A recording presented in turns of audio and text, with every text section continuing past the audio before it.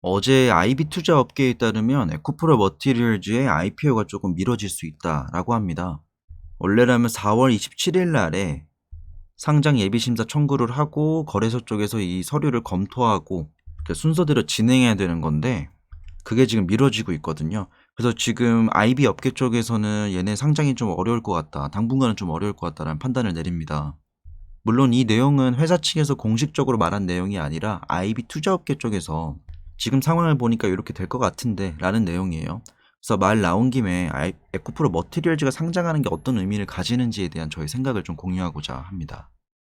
일단 IB 업계 쪽에서는 얘가 상장하기 어려운 이유를 크게 두 가지로 꼽았어요. 첫 번째는 이동채 회장이 최근 구속되면서 내부 통제 리스크에 대한 의문을 가지고 있는 겁니다. 이거는 거래소 측에서 너네 지금은 각각 전문 경영에 앉혀놨지만 전 회장이 이렇게 내부 통제 리스크가 있었고 최근 법정 구속까지 됐는데 괜찮겠냐라고 하는 겁니다.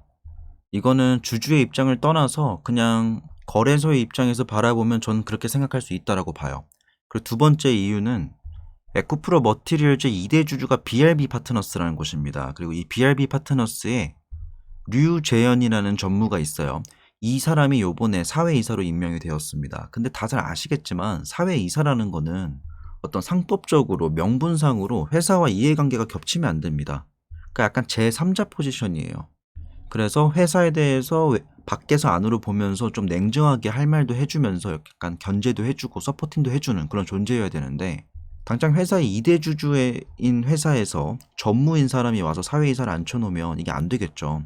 실제로 상법상으로 법인의 이사, 감사, 집행위원 등등의 뭔가를 회사를 추가적으로 검토할 사항들에 대해서 견제를 하는 사람들은 사회이사를 앉지 못하게끔 되어 있습니다. 그 자리에는 회사와 이해관계를 같이 하는 사람들이 앉을 수가 없게 되어 있어요. 그래서 첫 번째는 이동채 회장, 두 번째는 유재현, 지금 이전 전무, 사회이사로 임명된 사람, 요 두 가지 리스크인데 두 번째 이유 같은 경우에는 철회하면 그만입니다. 사회이사 임명한 거 그냥 빼고 다른 사람 안 치면 돼요. 근데 첫 번째 이동채 회장 법정 구속 관련된 리스크는요. 사실 이게 정해진 루틴이라는 게 없거든요. 몇 개월 이상을 지켜보고 나서 괜찮다라고 할지 아니면 거래소 측에서는 또 다른 변경 사항들을 요구를 할지 모르겠어요. 그래서 원래라면은 저번 달부터 상장 예비심사 청구를 하고 그 이후로 일반적으로 5개월에서 6개월 정도 시간이 소요되면서 빠르면 내년 초쯤에 이렇게 IPO가 완성이 되겠다라는 생각을 하고 있었는데 이 그림대로라면 일단 올해는 물 건너갔고 빨라야 내년 중반 후반 정도를 봐야 될 것 같습니다. 자, 근데 중요한 거는 사실 에코프로 머티리얼즈가 상장을 하냐 안 하냐에 따라서 지금 당장 얘가 상장되어 있는 기업이 아니잖아요. 그래서 이거를 신경 쓰고 있는 분들은 대부분 다 에코프로 BM 혹은 에코프로 주주분들입니다. 얘가 상장되면 어떻게 될까? 그래서 제가 예전 영상에서 한번 에코프로 머티리얼즈 관련돼서 얘가 상장하게 된다면 저는 별로 안 좋다라고 얘기를 했었거든요. 근데 이게 되게 의견이 엇갈려요. 어떤 사람들은 얘가 상장을 하게 되면 조금 더 자금 조달할 때 확실히 더 잘할 수 있다 라고 이야기를 하는데 전 그렇게 생각하지 않거든요. 실제로 지금 에코프로 머티리얼즈 말고도요. 에코프로랑 에코프로비의 공시들을 보시면요. 자금 출자를 한다. 이런 말들 많이 보셨을 겁니다. 종속회사로부터의 자금 출자 혹은 금전 대여 이런 게 나와요. 이게 뭐냐면 계열사 중에서 어떤 기업이 어떤 일을 해야 돼요. 근데 돈이 없잖아요. 그러면 계열사 내에서 자금을 출자받아서 옵니다. 그 자본금으로 충당하는 경우도 있는데 주식 담보해가지고 자금 대주는 경우도 있고 지금 에코프로 계열사 중에서 정말 큰 규모로 그러니까 자금 조달을 해야 되는 기업들은 향후에 에코프로비엔 같은 기업들이 있어요. 걔네는 규모가 워낙 크다 보니까 그리고 최근에 시총이 많이 올라주면서 상대적으로 빌리는 돈 대비해서 늘려야 되는 주식수는 적어졌습니다. 좀만 상장시켜서 유상증자를 하든 아니면 제3자 배정을 하든 하면 금방 자금 조달할 수 있어요. 근데 걔네는 필요한 금액의 단위가 거의 조 단위잖아요. 몇 천억, 조 이렇게 되잖아요.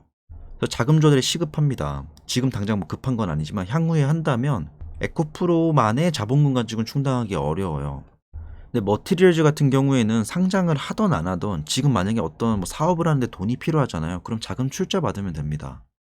그래서 저는 자금 조달 때문에 상장을 한다는 것 자체에 대해서는 사실 좀 설득되기가 어려워요. 얘가 IPO 하는 이유가 자금 조달 때문이다. 전 그렇지 않다라고 보거든요.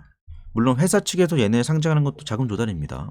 그리고 대부분이 인식하는 것도 그러한 이유 때문에 상장하는구나라고 알고 계실 텐데 저는 그거에 대해서는 좀 반대로 생각을 하고 있어요. 어차피 얘는 돈 빌리려면 빌릴 수 있는 백이 있다. 사실 이거에 대해서 진짜 깊게 파고 들어가면 에코프로 머티리얼즈가 IPO를 통해 상장했을 때와 안 했을 때 에코프로 자체의 재무제표에서 어떻게 인식이 되는가, 개별 재무제표, 연결 재무제표에서 어떤 식으로 인식이 되어가지고 얘네가 상대적으로 실적이 얼마나 좋아 보일 거고, 그거와 반대로 에코프로는 어떻게 인식이 될지 이런 것도 논해볼 수가 있습니다. 근데 저는 사실 그런 내용들이 크게 도움이 되지 않는다고 생각을 해요. 그냥 직관적으로 이해하는 게 더 편합니다. 제가 투자자 입장에서 최근에 에코프로 머티리얼즈 혹은 에코프로에 대해서 관심을 가질 수밖에 없는 이유는 뭐였냐면 전구체에 대한 시장의 관심입니다.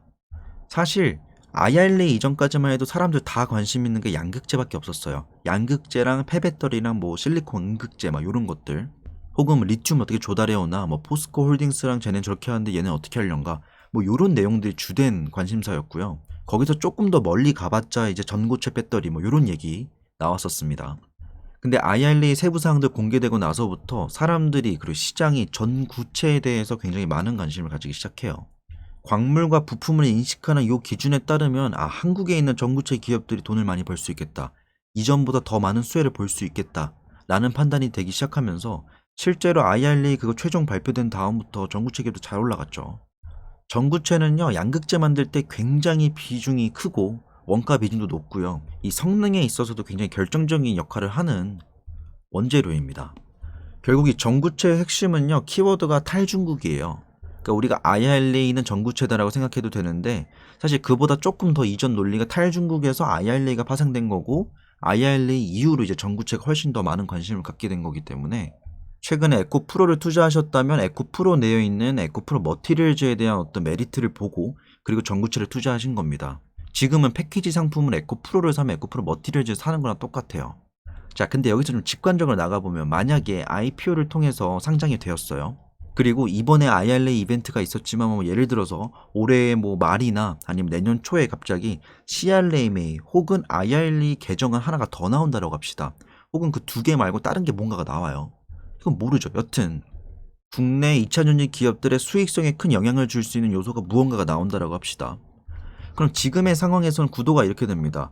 그럼 에코프로 머티리얼즈 수혜겠다 해가지고 머티리얼즈가 포함되어 있는 에코프로를 삽니다. 근데 만약에 머티리얼즈가 상장돼서 분리가 돼요. 그럼 물론 에코프로도 좋다라고 볼 수 있겠죠. 근데 야, 전구체 엄청 노다지래. 그러면 전 머티리얼즈 삽니다.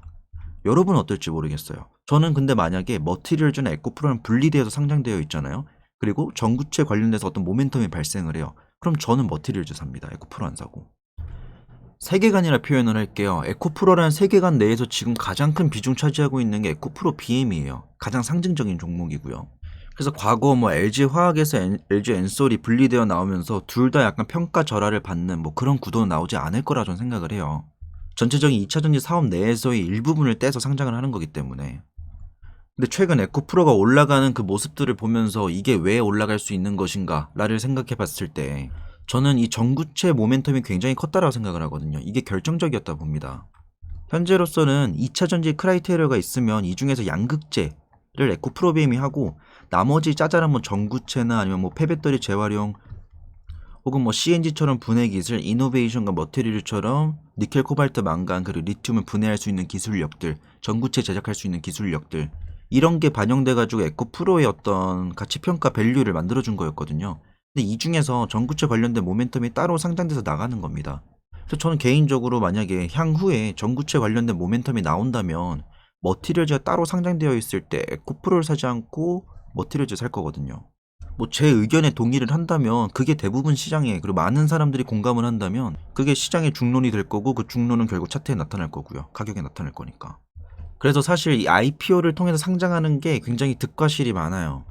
저는 이 분리되어서 상장된다, IPO의 구조 말고도 그냥 뭐 물적 분할이든 인적 분할이든 그 분할되어서 나온다라는 거는 정말 득과실이 명확하게 나뉜다 생각을 하는데, 이게 되게 결과론적인 거예요. 지나고 보니까 그때 분리했던 게 좋았다, 혹은 나중에 분리해 놓고 보니까 뭐 카카오처럼 욕먹는 경우도 있고, 셀트리온과 셀트리온 헬스케어, 셀트리온 제약이 국내외 매출만 가지고 분리되어서 수익성을 인식하는 거, 이런 것도 문제 있다, 회계적 문제 있다. 혹은 에코프로비엠이 옛날에 물적 분할을 상장을 했는데 그 이후로 에코프로비엠이 눈부시게 성장을 해가지고 그때 분리해놓기 잘했다 라는 평가도 있는 겁니다.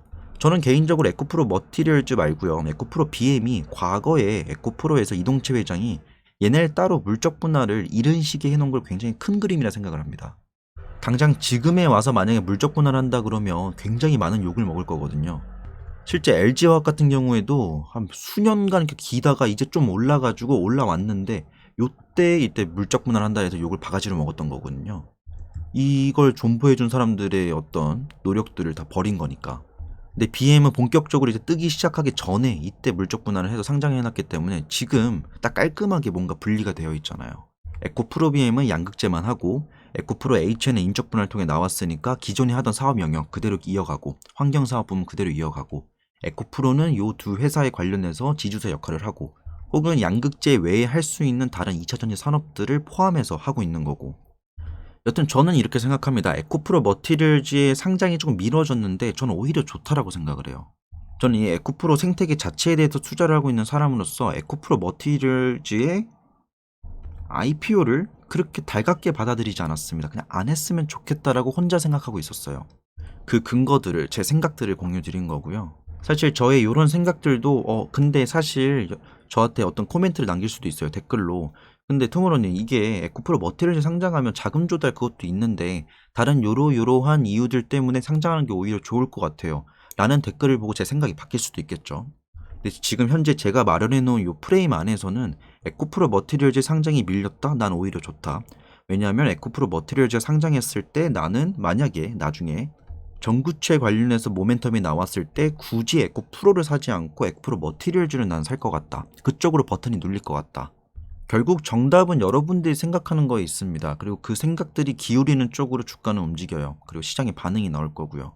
저는 지금으로서는 에코프로 머티리얼즈의 상장 관련된 내용들보다는 사실 이게 어차피 이미 밀렸으니까 우리가 매일매일 보는 뭐 많아야 10%, 뭐 최소 1, 2%, 5% 정도 움직이는 주가를 보면서 시장 상황이 이렇게 흘러가고 있구나를 인식을 하는데, 생각보다 이 2차전지 업계는 굉장히 빠릿빠릿하게 매일매일 바뀌고 있습니다. 저는 미장도 보고 있는데 그런 생각 해보신 적 없어요? 미장 하시는 분들 중에서 양극재 기업 투자할 만한 데 찾은 데 있으신가요? 저는 없던데.